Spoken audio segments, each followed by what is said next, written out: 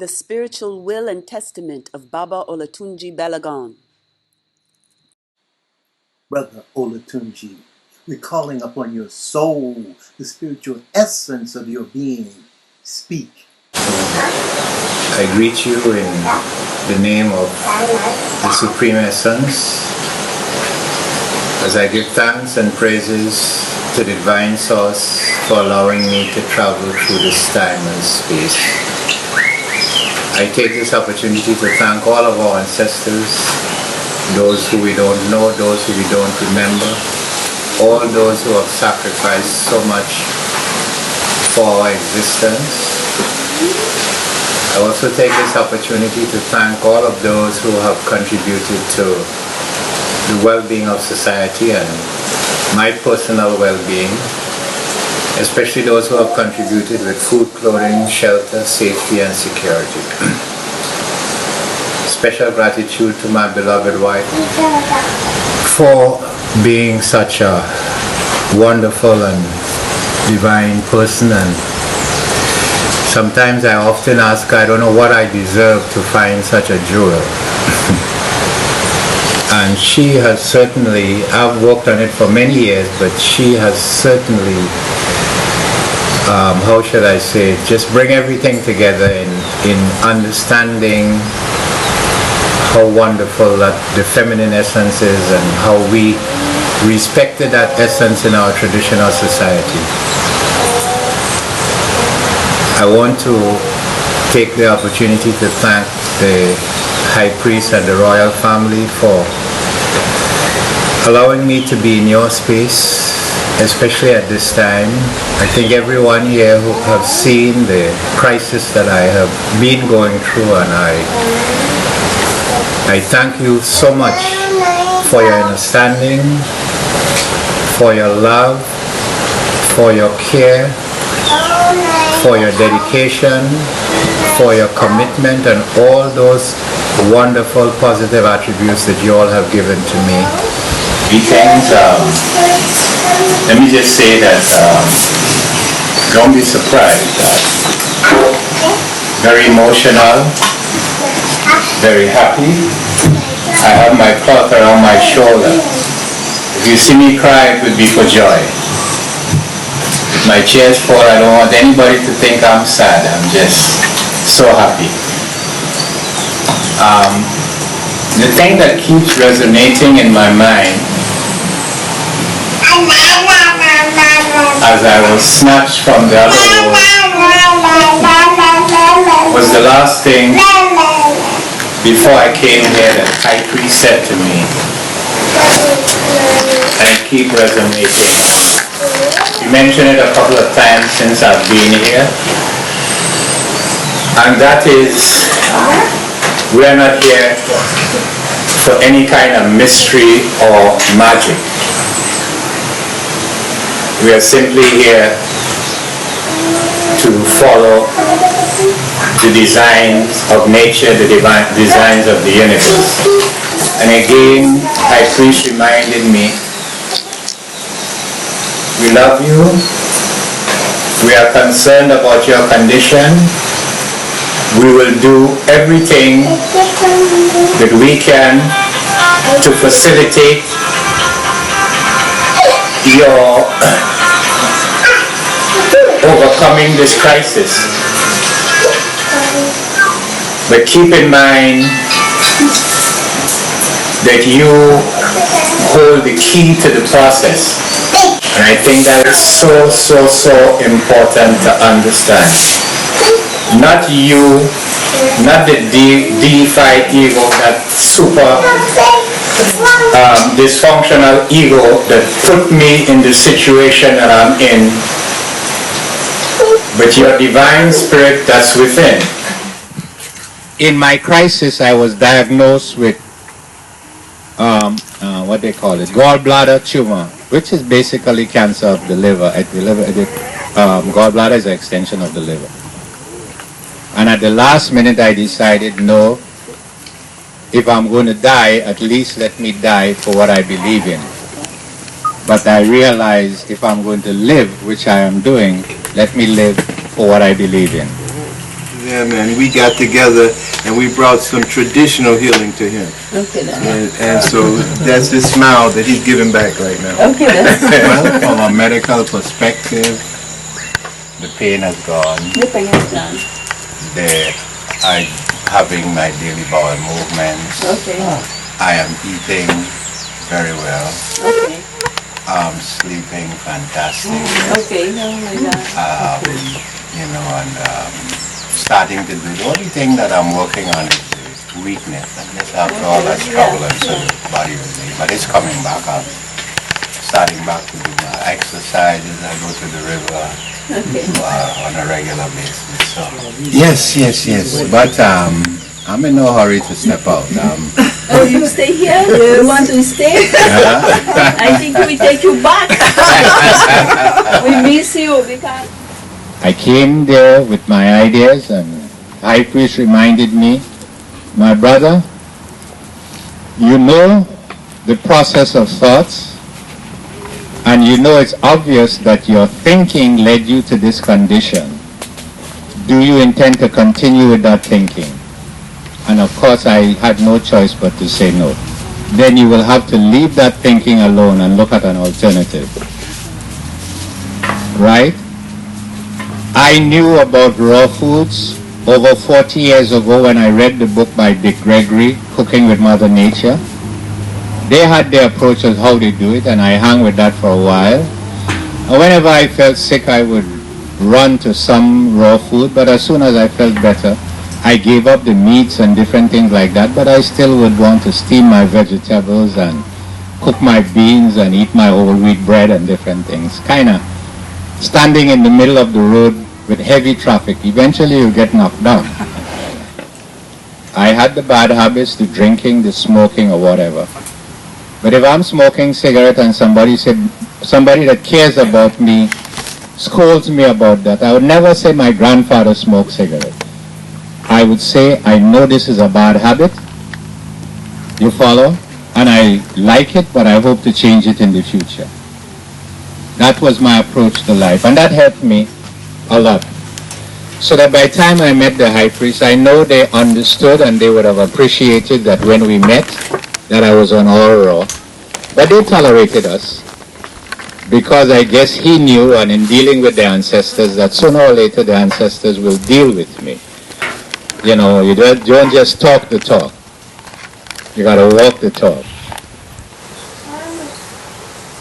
For over 20-something years, I worked hard trying to do exactly what the High Priest was doing.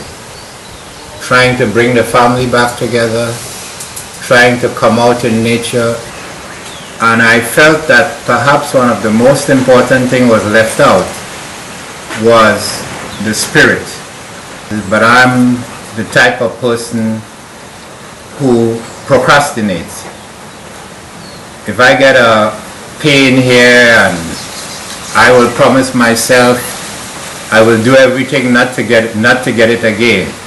But as soon as I feel well, I tend to go back to the same pattern. And then I said something that came to me last night as I was there. I said, you know, High Priest, the effort that you made yesterday when you came in my difficult situation and promised me everything will be all right, I would assist you in getting rid of that pain. And I said, I felt the whole experience. I felt as though I was one with you.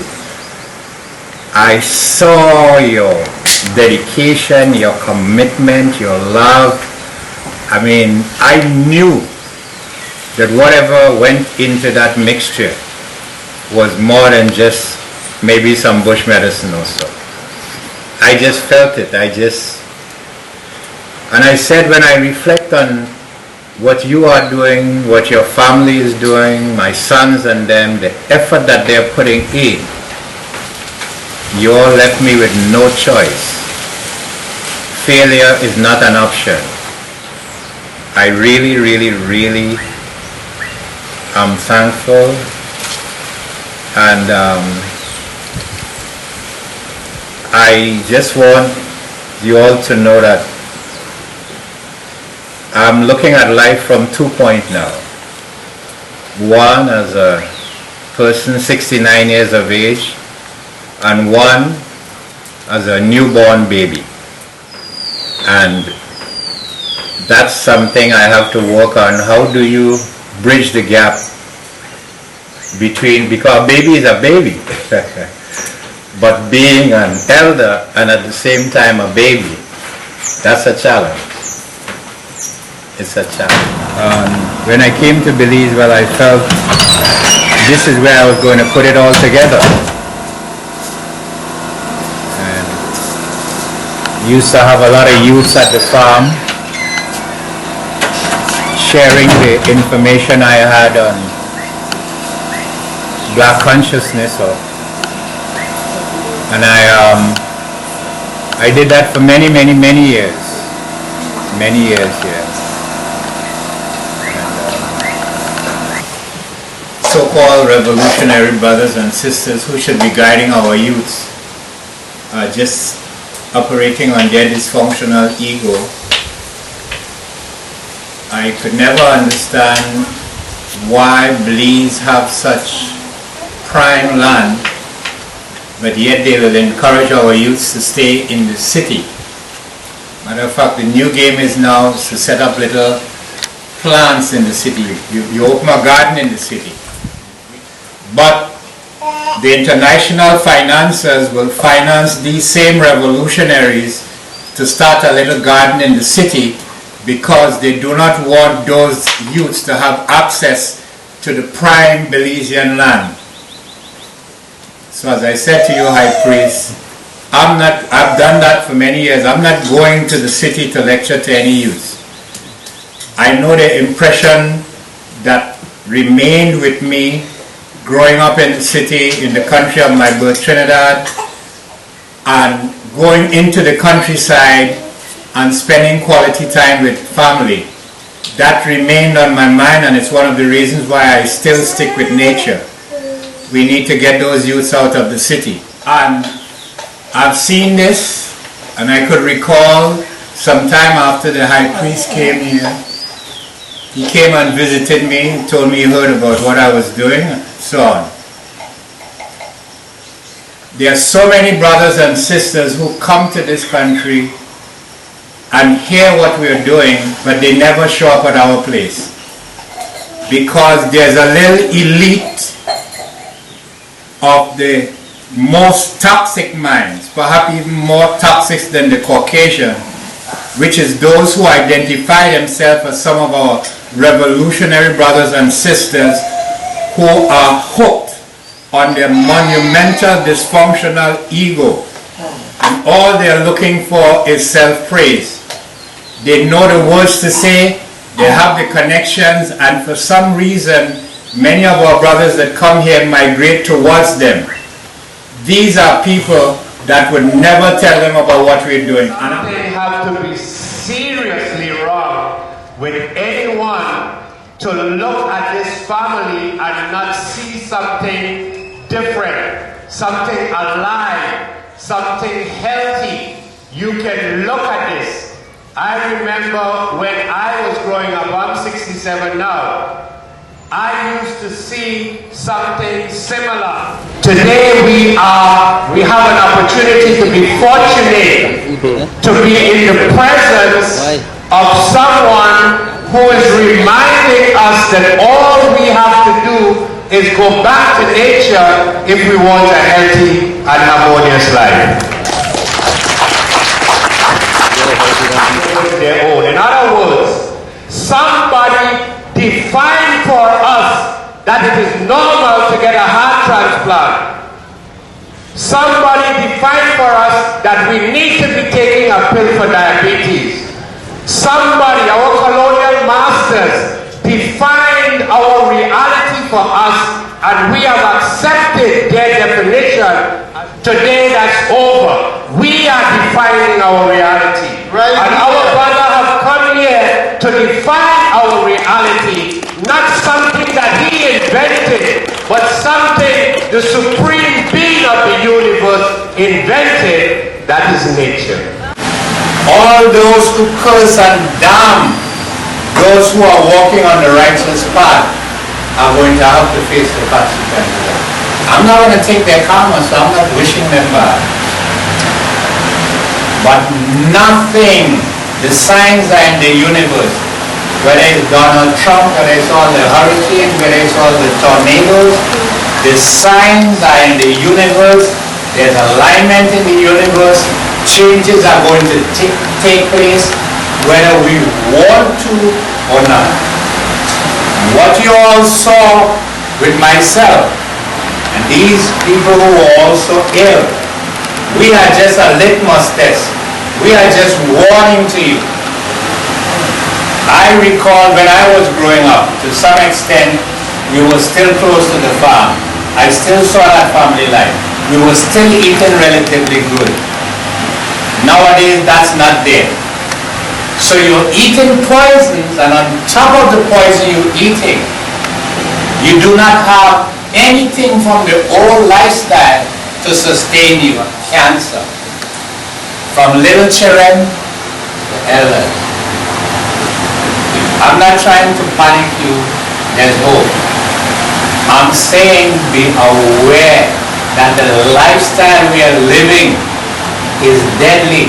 I say that from my heart.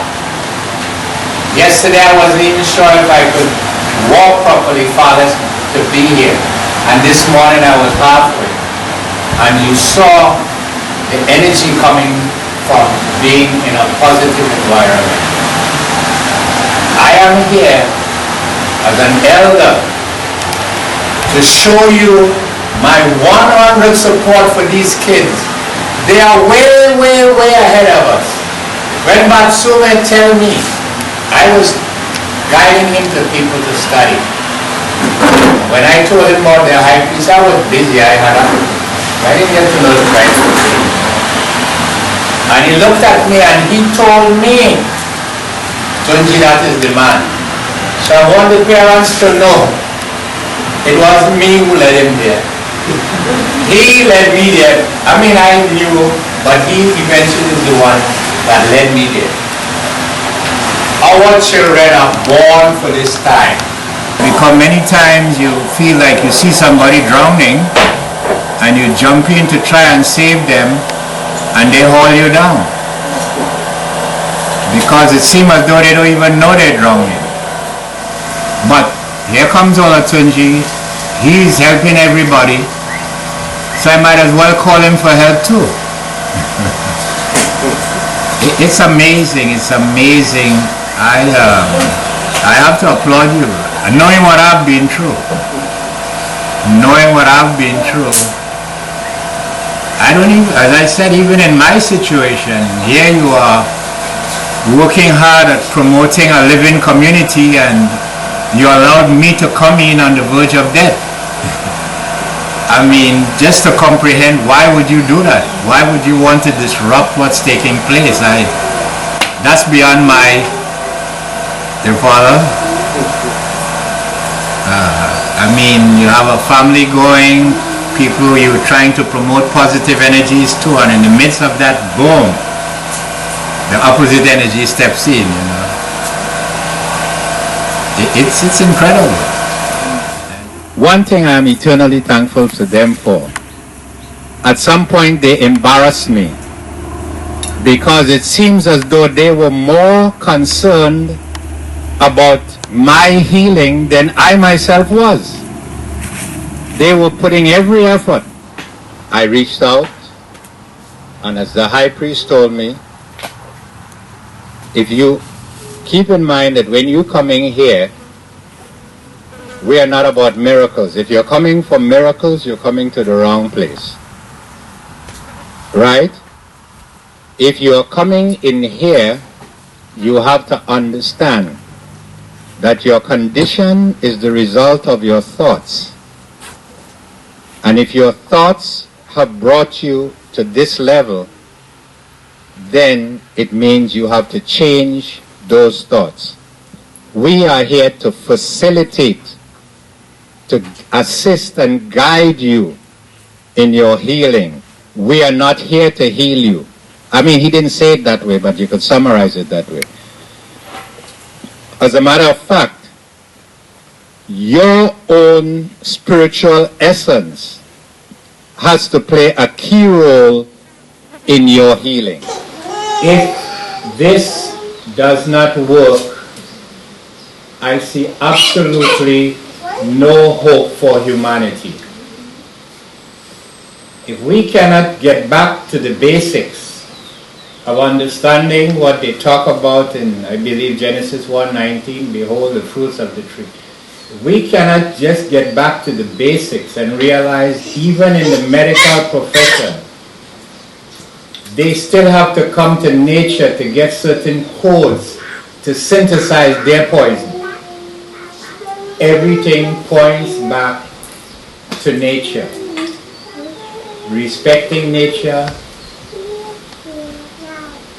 honoring nature, loving nature, and above all, thanking the divine source and being more grateful to our ancestors who laid the foundation for existence by providing food, clothing, shelter, safety, and security.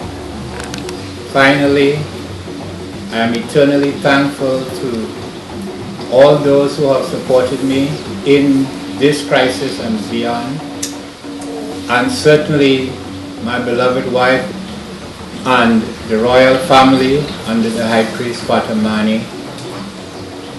And as I said before, sometimes I am embarrassed when I realize that you all have shown a greater desire for me to live than even me myself.